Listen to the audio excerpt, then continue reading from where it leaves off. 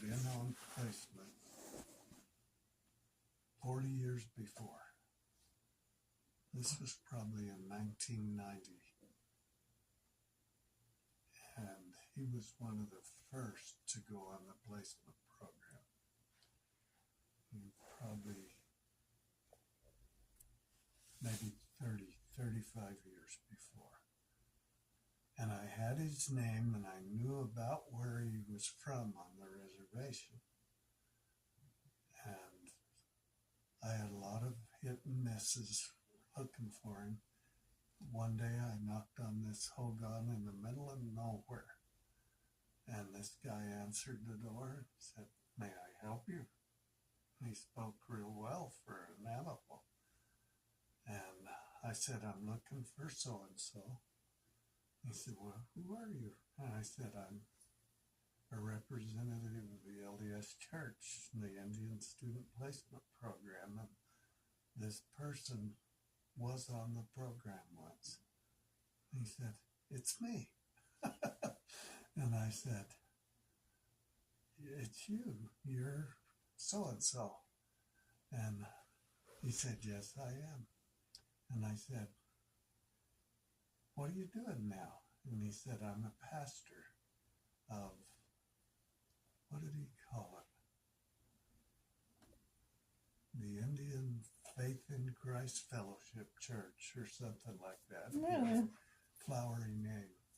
He said, "I'm a pastor." And I said, "I bet you're the only pastor they've ever had that holds the priesthood." He said, "I hold the priesthood?" And I said, "I've got your record right here. You're a deacon." And he said, "I do remember that, something like that." He said, "I was just a little kid." And he said, "They had me passing the sacrament."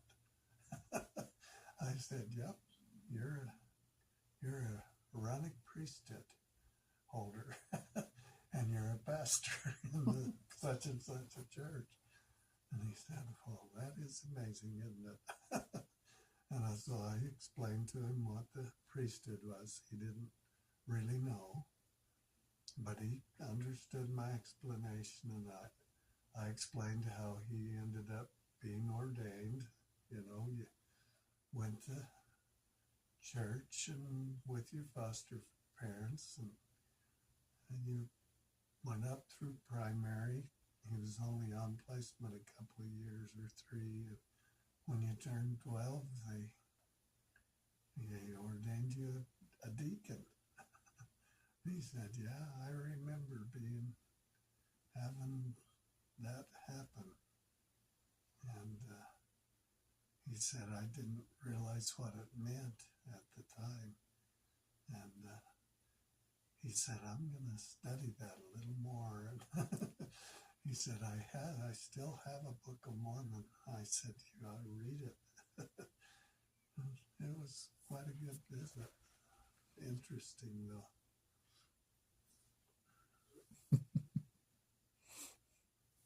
Well, it apparently had an impact on his life, even though he didn't recall much about it. Yeah, he didn't recall much or understand what had happened, but he was a religious man and teaching about Christ. So, had some good effect. But yeah, Larry Echohawk. He's one of them. And there were others. Some of them became very great people.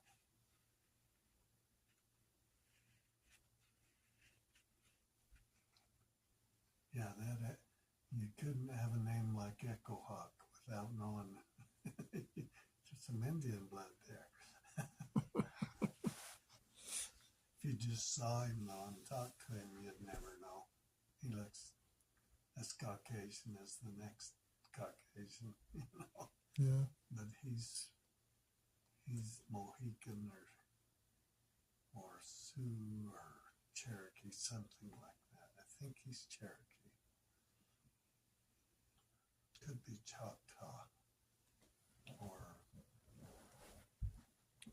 a really predominant tribe there is Chicopoo. Chicopoo. Could be